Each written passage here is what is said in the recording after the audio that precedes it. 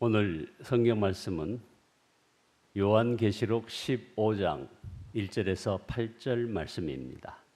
요한계시록 15장 1절에서 8절 말씀 가운데 3절, 4절 말씀을 합독하시겠습니다. 요한계시록 15장 3절, 4절 말씀입니다. 하나님의 종 모세의 노래 어린 양의 노래를 불러 이르되 주 하나님 곧 전능하신 이시여 하시는 일이 크고 놀라우시도다. 만국의 왕이시여 주의 길이 의롭고 참되시도다. 주여 누가 주의 이름을 두려워하지 아니하며 영화롭게 하지 아니하오리까. 오직 주만 거룩하시니이다. 주의 의로우신 일이 나타났음에 만국이 와서 주께 경배하리이다 하더라. 아멘. 오늘 말씀 제목은 하나님의 심판을 노래할 자가 누구인가 라는 제목으로 잠깐 은혜를 나누고자 합니다. 우리 주님은 요한계시록 11장에서 요한에게 7 천사의 나팔과 함께 마지막 재앙이 선포되는 그런 환상을 보여주셨지만 실제로 마지막 재앙은 계시록 15장에 와서 임합니다. 그 사이에 계시록 12장과 13장에서는 교회를 공격하는 자가 사탄임을 알게 하시고 어제 우리가 함께한 계시록 14장에서 하늘 성전에 있는 14만 4천의 무리들의 찬양을 들려주심으로 위로와 힘을 주셨습니다. 오늘 우리 이 계시록 15장에서 요한은 하늘에서 크고도 놀라운 또 다른 표징을 보았는데 끝까지 정말 끝까지 하나님을 대적하는 이들을 향한 하나님의 마지막 심판인 7 재앙이 소개가 되고 있습니다. 그 순간 요한은 어떤 사람이 부르는 노래를 들었습니다. 그는 불이 섞인 유리바다 위에 서서 하나님의 검은고를 들고 모세의 노래와 어린 양의 노래를 불렀다 했는데 저는 이 부분이 좀 이상하게 느껴졌습니다. 두렵고도 놀라운 하나님의 심판 앞에 노래를 부른다는 것은 아무래도 어울리지 않는 부분이기도 합니다. 도대체 그 두려운 순간에 노래하는 사람이 누구입니까? 그래서 계시록 15장 2절을 보니 짐승과 그 짐승 우상과 그 이름을 상징하는 숫자를 이긴 사람이라고 했습니다. 즉 마귀와 싸우고 이긴 사람들을 말하는 것입니다. 짐승의 표를 끝까지 거부하고 정말 끝까지 거부하고 짐승에게 머리 숙이지 않은 죽임을 당할지라도 주님을 배반하지 않을 사람들이 이 하나님의 심판 때에 노래하는 자가 된다는 것입니다. 그들에게 하나님의 심판은 두려운 일이 아니라 기쁨과 찬양의 시간입니다. 이 노래를 모세의 노래, 어린 양의 노래라고 했는데 곧 구원의 노래요. 사탄과 이긴 승리의 노래입니다.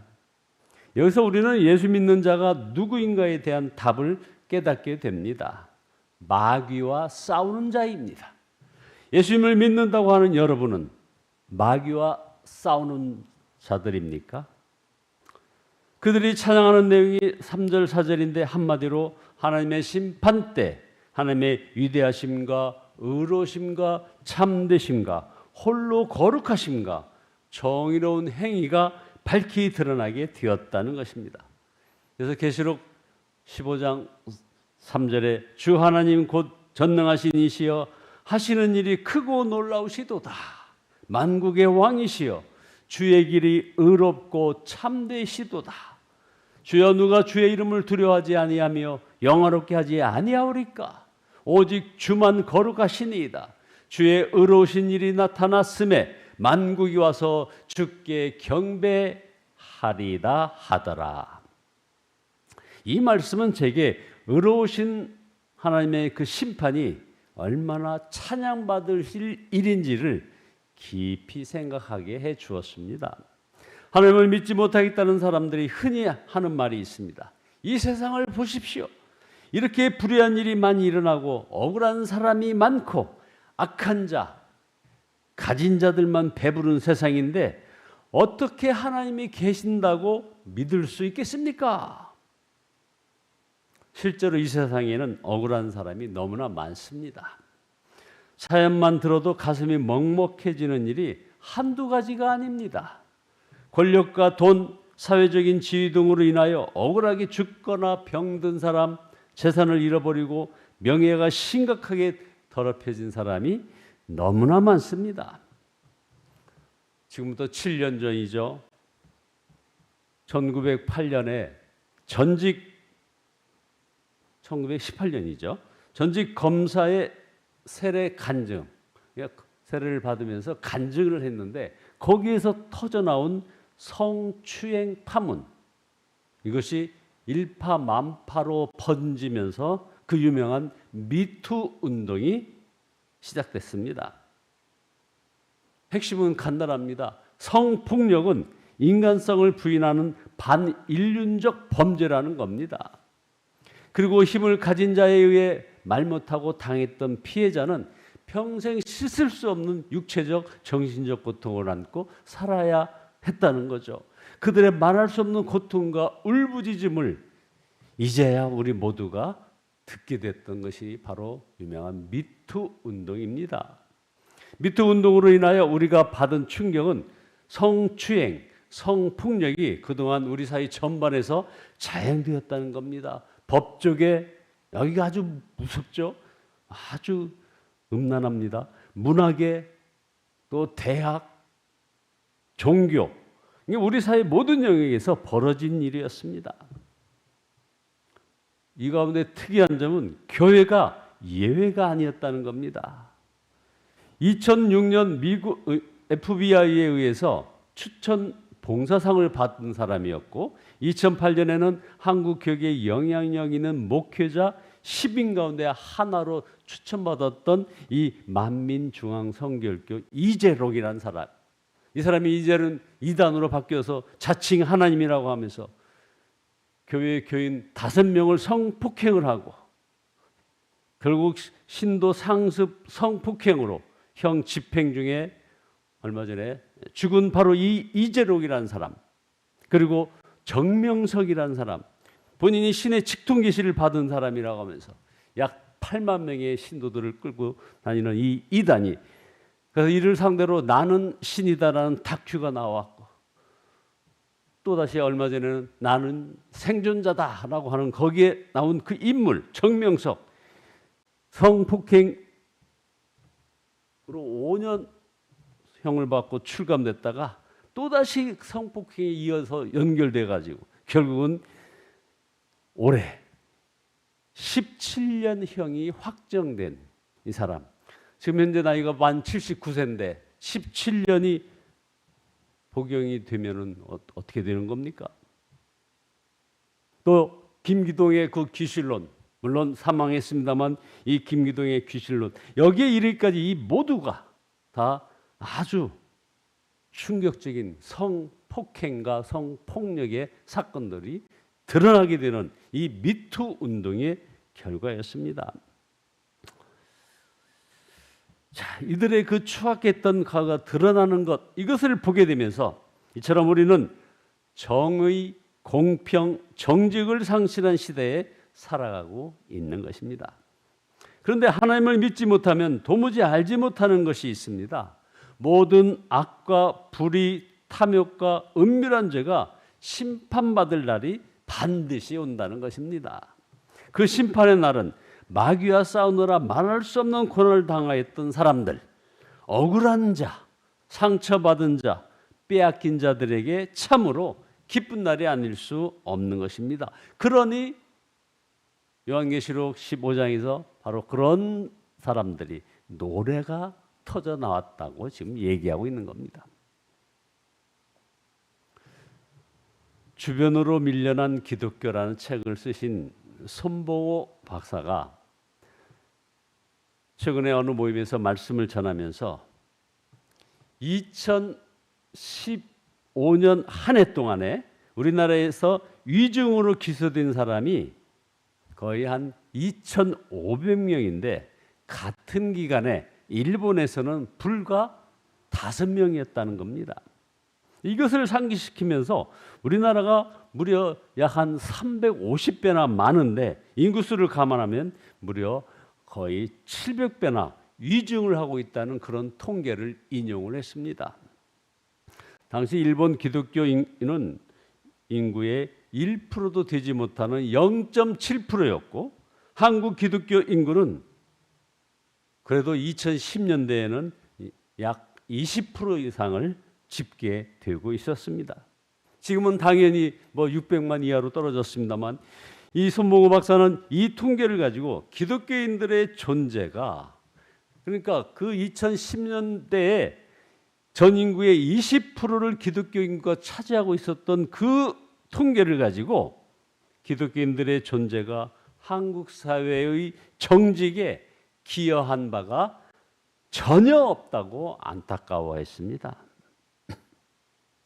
자, 교인들 중에 여전히 하나님의 심판이 노래할 일이라는 사실을 받아들이지 못하는 이들이 있습니다. 사랑의 하나님께서 어떻게 불신자를 그렇게 심판할 수 있느냐? 나는 하나님을 심판주라고 믿을 수 없어. 나는 하나님을 사랑하는 아빠로 믿고 싶어. 이렇게 얘기합니다. 그러나 이처럼 하나님의 속성 중에 하나인 사랑을 취하고 거룩함을 버리는 것은 성경의 하나님을 믿는 것이 아니라 자기가 만든 하나님을 믿는 것입니다. 다윗이 자기 뒤를 이어 왕이 된 아들 솔로몬을 위하여 하나님께 제일 먼저 구한 것이 무엇인지 여러분 아십니까? 바로 하나님의 공의였습니다. 시편 72편 1절에 하나님이여 주의 판단력을 왕에게 주시고 주의 공의를 왕의 아들에게 주옵소서. 그의 날에 의인이 흥황하여 평강의 풍성함이 달이 닿을 때까지 이르리로다.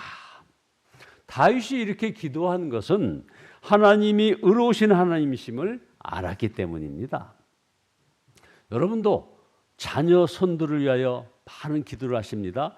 그때 하나님의 판단력과 하나님의 공의를 주소서, 저들을 통하여 정의가 이 땅에 꽃이 피우게 하소서, 이렇게 기도하십니까? 그것도 가장 먼저 말입니다. 우리가 주의해야 될 부분입니다.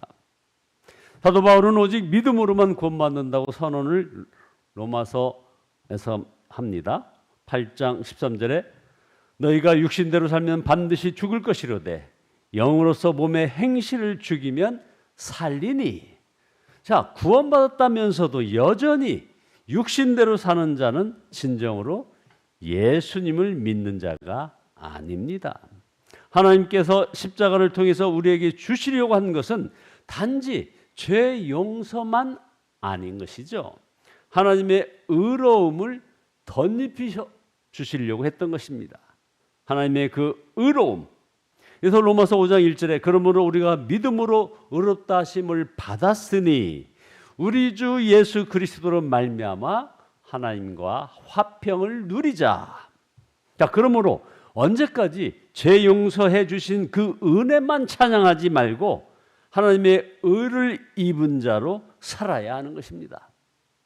계시록 15장 5절 8절을 보면 하늘에 있는 장막 성전이 나타납니다. 이 장막 성전은 하나님께서 이스라엘 백성들에게 허락하신 그런 성막의 원형입니다. 죄를 지은 자는 제물을 가지고 성막에 와서 속죄 제사를 드려 죄 사함을 받게 하셨습니다. 그 장막의 원형인 하늘에 있는 장막 성전을 요한이 본 것입니다. 그 성전으로부터 깨끗하고 빛나는 모시옷을 입고 가슴에는 금띠를 띤 7 천사가 등장하는데 하나님의 보좌 앞에 있던 네 생물 가운데 하나, 하나님의 진노를 가득 담은, 하나님의 진노를 가득 채운 그 금 대접 7개를 그 7 천사에게 주었습니다. 이렇게 7 대접의 재앙이 시작되는데 바로 이 요한계시록 15장에서 시작되죠. 그 순간에 장막 성전이 하나님의 영광과 권능에서 나오는 거룩한 연기로 가득 찼습니다. 여기서 얘기하는 이 거룩한 연기라는 이 말은 모든 죄를 지은 자에 대한 하나님의 분노의 상징입니다. 그리고 7 재난이 끝나기까지 아무도 그 성전에 들어갈 수가 없다고 했습니다. 여러분, 이게 아주 중요한 말입니다. 우리가 놓쳐서는 안 되는 얘기죠. 너무나 두려운 말입니다. 이제는 더 이상 속죄의 제사도, 제사장의 기도도, 회개나 씻음이나 정결의 기회도 없다는 의미이기 때문입니다. 여러분, 두렵지 않습니까?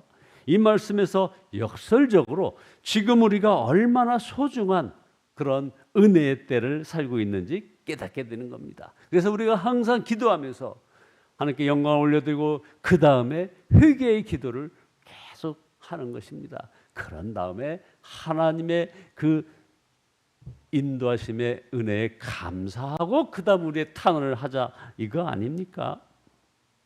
이 기회가 지금은 계속됩니다. 그래서 은혜의 때입니다. 우리가 지금 그런 은혜의 때를 살고 있습니다. 그러나 이제 조금 있으면 이제 심판의 날이 올 때 그런 은혜의 때가 계속 될 것이냐 하는 겁니다. 회심이 일어나고 지옥에서 영생으로, 심판에서 생명으로 구원받은 사람이 생기고 부흥도 일어나고 있습니다, 지금. 자, 그런데 더 이상 장막 선전에 들어갈 수 없다는 것은 이 은혜가 끝났다는 것을 지금 얘기하는 것입니다. 다시는 회개도 구원도 없을 때가 와 있다는 겁니다. 이제 곧 도래할 거라는 이겁니다. 그때가 정말 마지막 때입니다. 이때가 임하기 전에 회개해야 합니다.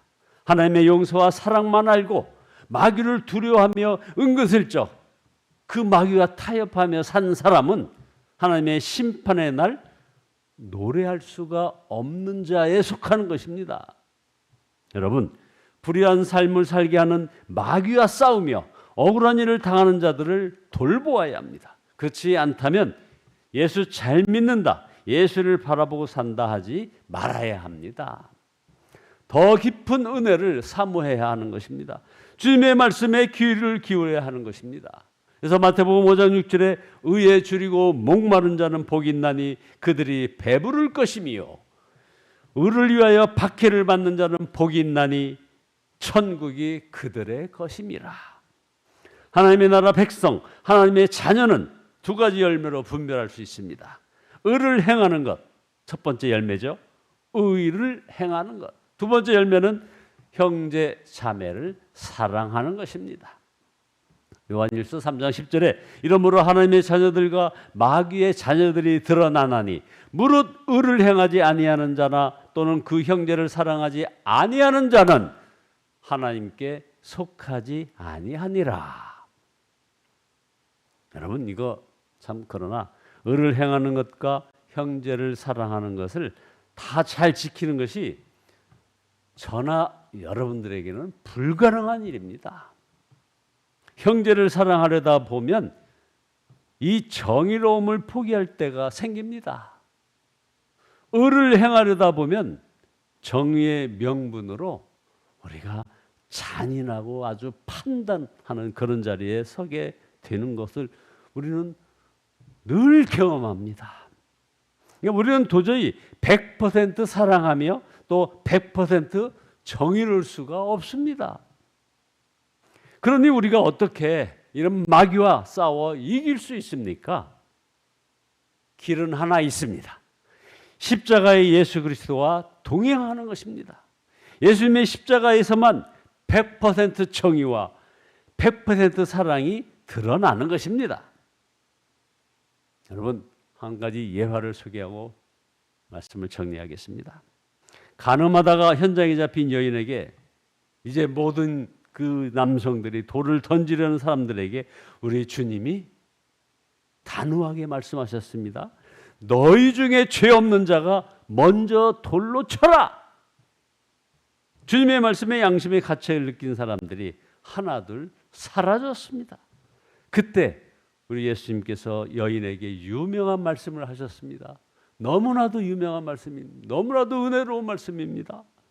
나도 너를 정죄하지 하노니 가서 다시는 죄를 범하지 말라. 이 이야기에서 우리는 예수님 안에서 하나님의 공의가 사랑과 함께 있음을 알 수 있습니다. 우리는 예수님과 동행하는 삶을 사모하는 그런 교회에서 신앙생활을 하고 있습니다. 그렇다면 우리는 당연히 마귀와 싸우는 자여야 합니다. 예수님과 동행하는 자가 아니고서는 누가 마귀와 싸울 수 있겠습니까? 만약 우리가 예수님과 동행하며 산다고 하면서 마귀와 싸우지 않는다면 거짓말을 하고 있는 것입니다. 오늘 새벽에 이렇게 드리는 이런 중보를 통해서 주님께서 우리에게 주시려는 은혜도 하나님의 의로움입니다. 또 중보하는 여러분의 마음에 하나님의 용서와 사랑뿐 아니라 하나님의 의로우심도 부어지기를 축복합니다. 그래서 거룩하며 마귀와 싸우는 자로 살다가 하나님 심판 앞에서 찬양할 수 있는 저와 여러분 모두 되시기를 예수 그리스도의 이름으로 축원드립니다. 기도하시겠습니다.